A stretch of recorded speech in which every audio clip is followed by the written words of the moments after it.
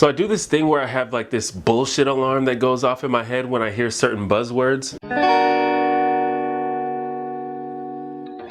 Hi, I'm T1J. Follow me. But yeah, if I'm ever in a discussion with you and you unironically use certain terms, I just automatically take you a little less seriously. And these are just words and phrases that are just overused. Terms like SJU, which is a snarl word that doesn't really refer to anything specific. And phrases like virtue signaling, which technically means something but is almost always used in a disingenuous or presumptuous way. And that second category is tricky because using descriptive terms with clear definitions is obviously useful. You don't want to have to spend 30 minutes explaining every concept if there's a single agreed upon term that covers it. The problem is when those terms get created or appropriated for political purposes and eventually become buzzwords. And the problem with buzzwords is that people use them in place of arguments. Like if you take the time to explain your position on a topic and someone responds, "Oh, you're just virtue signaling," that's essentially them using a buzzword in order to avoid having to make an argument. And I think that this is starting to happen with the phrase identity politics. Now, identity politics should be a neutral term. It refers to ideology that focuses on specific groups that people identify with, like gender or race or sexual orientation. This is in contrast to an ideology that focuses on each person individually, or one that focuses on everyone altogether. This is also usually distinguished from class-based politics, although it's all inevitably related. That's a thing that exists, so it's cool for there to be a word for it. The problem is that the term identity politics has been almost entirely co-opted by this growing anti-progressive movement we're seeing in mainstream culture. And it's almost always used pejoratively, as if identity politics is self-evidently a bad thing. And this is what I mean, it's used in place of making an actual argument. It's just inherently bad, and that sentiment is somehow expressed just by saying the words. And it's weird that that even works. But the reason that it does work is because it relies on a pre-existing narrative. Namely, that most of the social injustice that progressives complain about either doesn't really exist or isn't that big a deal. If you already don't believe that various social groups need advocacy, then of course you'd oppose identity politics without needing anyone to make an argument to convince you. Now, of course, that isn't implied by the term identity politics. Like I said, it should be neutral, but that's just the connotation that I'm seeing most of the time these days. Now, I guess it's conceivable that there are people out there who acknowledge the facts about social injustice in the world and understand that specific groups have specific issues and those issues can intersect, but still think that some generalized economic strategy or egalitarianism is enough to take care of all of it at once. But it's really hard for me to believe that anyone who's actually sat down and thought about that for more than 5 minutes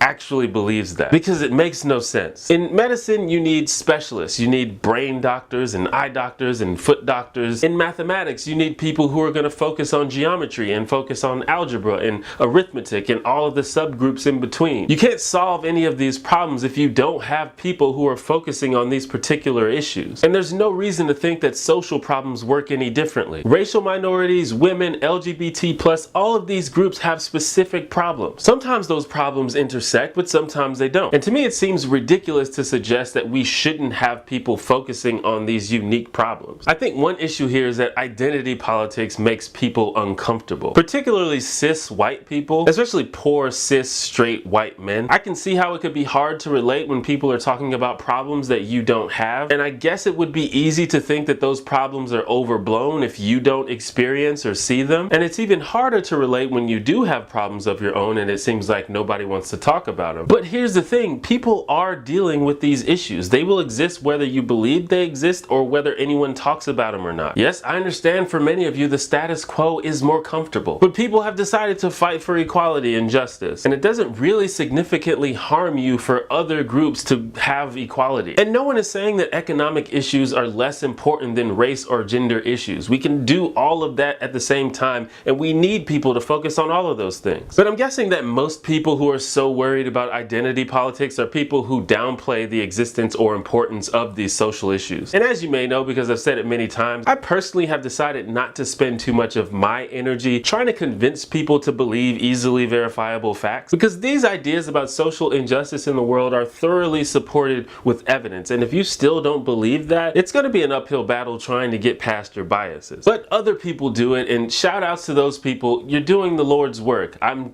just over it. It seems like people think we have these identities and align ourselves into groups just because it's fun or self-congratulatory. But identity politics is a response to oppression. If you want to get rid of identity politics, you must first get rid of social injustice. As long as people are inherently disadvantaged just because they belong to a certain social group, you will always see people form political bonds based on their shared experience. It's not going away. This is why it's so tone deaf when people respond to social justice movements with white identity politics like we see in the alt-right and other modern day reactionary movements. It implies that people are doing this because it's trendy or politically convenient, which demonstrates a complete lack of understanding about what's going on. It's not tribalism, John Tron. If black people or gay people or trans people or any other marginalized group weren't treated like second-class citizens, I promise you no one would ever talk about it. Just like how white people rarely bring up their whiteness in general conversations. It's not because white people are smarter or more civil, it's because society doesn't constantly remind them of their whiteness by treating them differently because of it. Now, obviously, improvements can be made from within the progressive movement. It's not perfect. There are ideas that I agree with and ideas that I don't agree with. And sometimes extreme or ridiculous views on the left, while not the majority, can be loud enough to obscure the real issues. But the main point I'm making is that the issues are real, and identity politics is a response to their continued existence. And we're living in a world where America has just elected a president who is openly hostile to immigrants and people of color and women and LGBT people. So you can look forward to identity politics running at full steam in the upcoming years. That's just me though.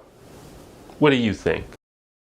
Thank you for watching my video. Be sure to subscribe to this channel for more discussions about social issues, current events, and pop culture. If you'd like to say hi, ask a question, or leave feedback, feel free to email me at hello@theonejanitor.com. And if you find any value in my videos, or if you just want to support me, consider becoming a patron on Patreon. And remember, be honest, be assertive, be kind, and be open-minded. Stay Hako.